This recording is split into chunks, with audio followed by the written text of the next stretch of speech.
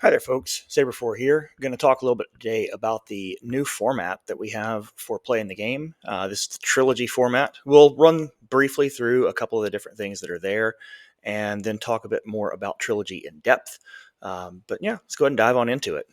Before we begin, we are very quickly approaching 1,000 subscribers. I would love to see that number roll on over. I think we're at the 990s as of the recording of this video.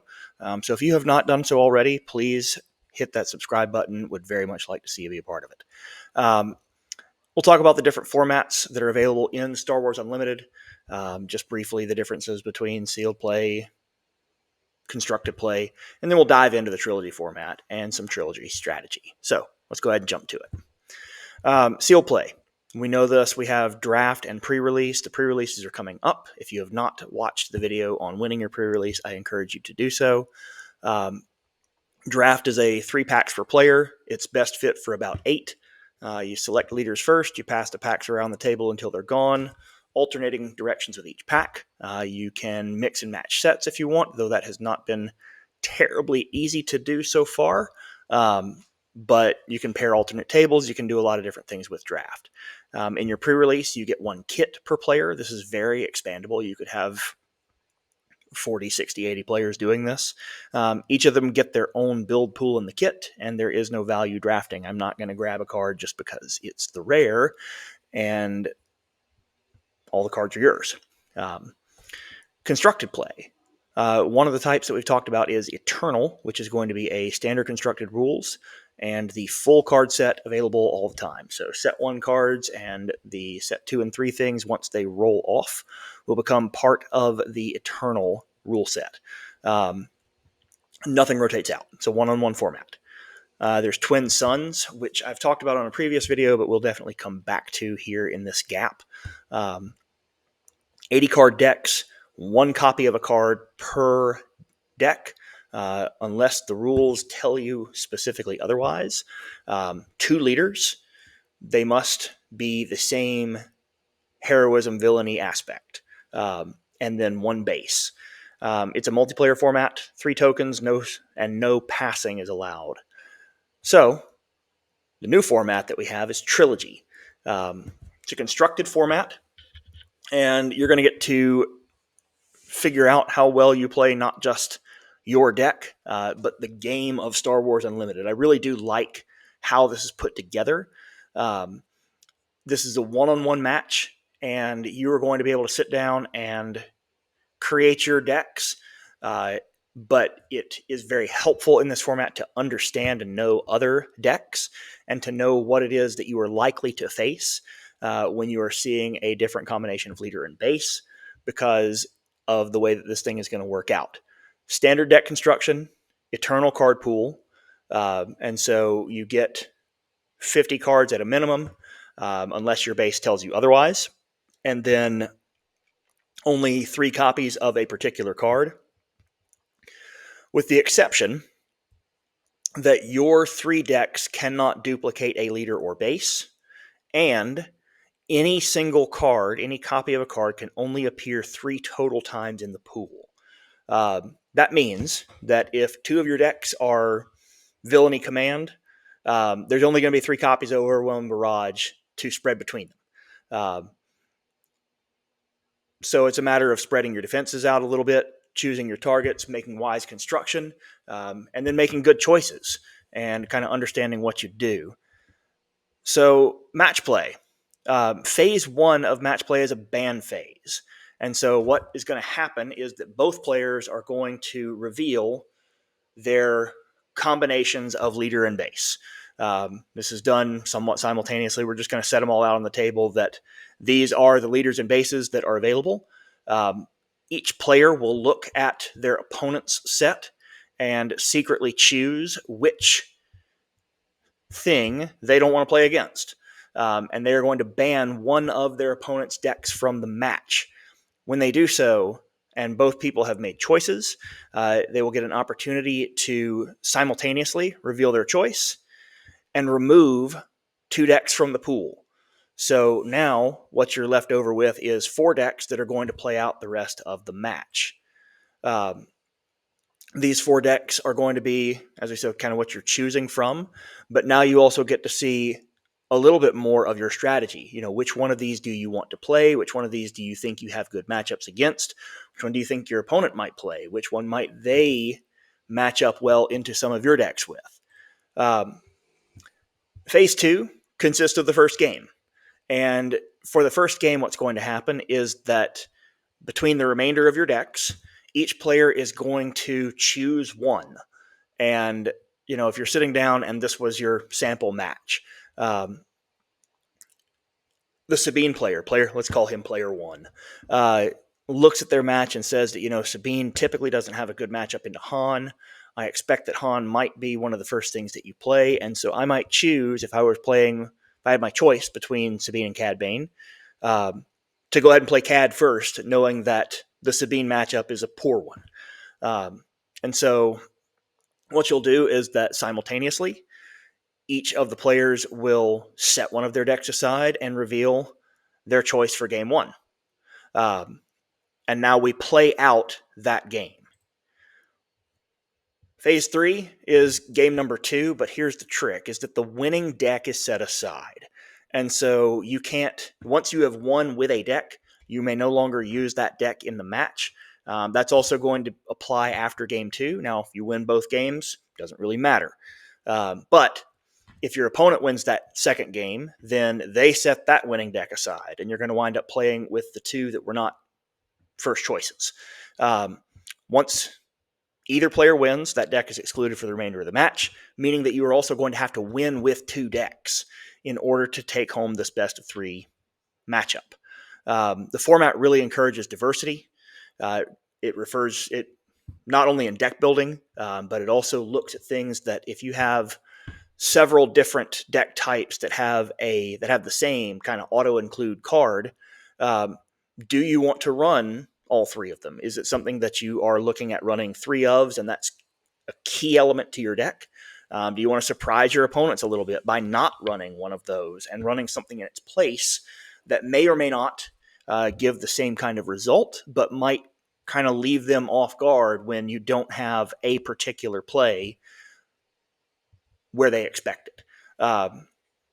There's no sideboarding in between, so the decks have to stand on their own. And this really, I think, rewards your ability to play the whole game. If I sit down in a match, there are times when I'm just playing against a deck that my deck's going to struggle against, or I sit down in a match and I am playing a deck that I'm just highly favored with, and as a result, even though my opponent might play a very skilled game, just the matchup of the archetype and the matchup of those 2 decks is going to be very hard for them to take home a game, much less a match. Here, because you are having to win with 2 different decks, and you're going to likely be playing against 2 other decks that your opponent plays, you're rewarded for knowing more. One thing about whoever loses game 1 is that they may play with that same deck again. And so you will have to, if you win game 1, you will have to swap decks. Your opponent does not have to swap decks. They may choose to play what they played in game 1. They may choose to move to their alternate deck. They can do whatever they want. If they win that second game, whatever deck they played with has to go away. You play the final game with the final 2 decks remaining. Some Trilogy strategy.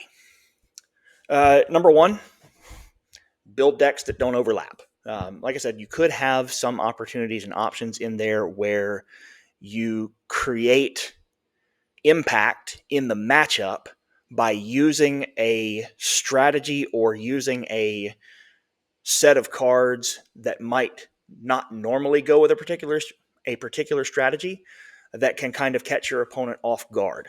As an example, Kira right now, Darth Vader 3 of. The new Darth Vader legendary that's coming out can do a lot of really cool things, and can really make some interesting value kills if you have things set up the right way.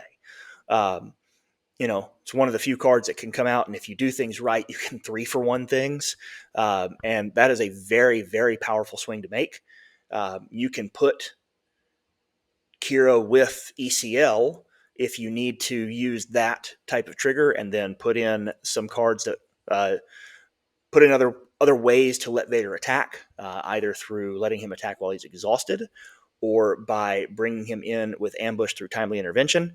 But you can reset several different ways to do that, and in doing so, maybe you don't play the green Darth Vader from set one, and you preserve him for somewhere else in your deck build. Maybe by using Darth Vader as one of your clear, as one of your kind of win cons. You don't wind up using all three of your overwhelming barrages, or you use just one. But there are different ways that you can set this up that allow you to use your card pool in a way that might be a little bit more to your head game advantage, but build decks with the least possible overlap.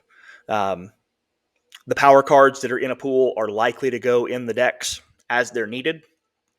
And so if you double up on heroism aggression, it's unlikely, or villainy cunning, it's unlikely that you're going to have the top end of that deck available to you, and the middle and the bottom, because you have sacrificed potential somewhere in order to build a subpar deck.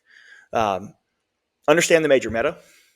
Knowing which matchups are going to be in your favor and which things they are vulnerable against is going to help out with that ban phase, and it is going to help out with your choices of which deck to play first once one of your decks has been removed from you. Build the unfair versions. In a lot of cases, especially if I'm going to play a bigger tournament, my main deck might include a little bit wider tech because I'm casting a wide net. And I'll include in my sideboard some of the things that I can do to relieve stress in particular matchups that build is not optimized for. If I'm getting a match where I'm not going to sideboard, and I know I'm not going to sideboard, I don't want necessarily to build the fair version of my deck. I want to build the unfair version. I want to build the one that is more concentrated, is denser with the things that I want to do as choice number one, and a little bit less dense on the protection from something else. Practice. You're going to need to win with. You're going to need to win games with all of your decks.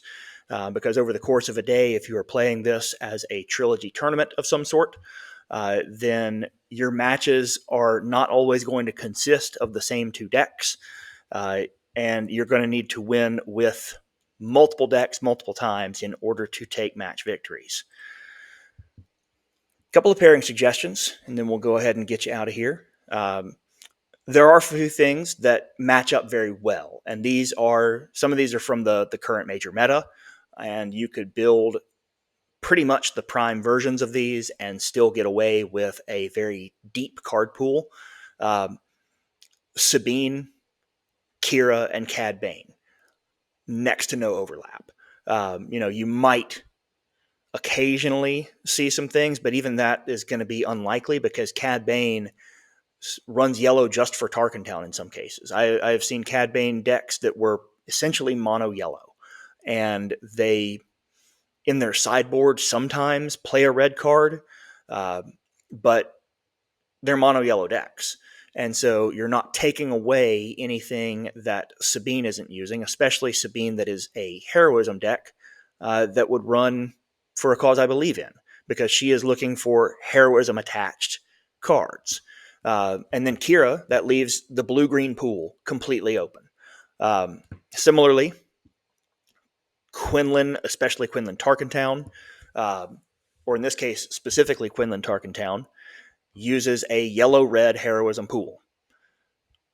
Ray Green uses a heroism blue-green pool. And so there is not essential overlap. And then you pair that with Vader 4. Great. I'm not using a whole lot of things, if anything at all, from yellow with Quinlan that are critical, especially in Quinlan that runs a more discard focused package. I'm not using anything that's a critical overlap for Vader, and Vader is using a lot of space based units.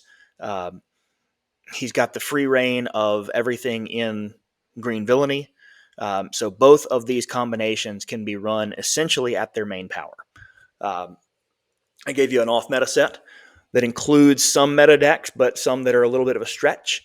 Um, I, I love a good Luke for Tarkentown. Um, but playing double red, playing any double aspect, not only is that going to kind of cancel out that card pool for your other decks, but it's also going to leave open a lot of card pool for other decks. And so here, if you ran double yellow heroism with Luke, you leave very open the card pools for Piet Blue and Han 1 Green. You leave those two card pools entirely untouched. Um, and then we have some other kind of chaos scenarios.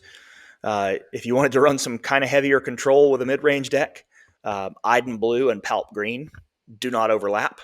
Um, and then throw in Han Yellow with that, and you've got 3 mono card pools with really nothing that touches. And the opportunity to play down a lot of cards that, does your opponent leave you with a mid-range deck? Do they leave you with 2 kind of control-based? Do they want to deal with 2 control-based decks? Or Kazuda Yellow.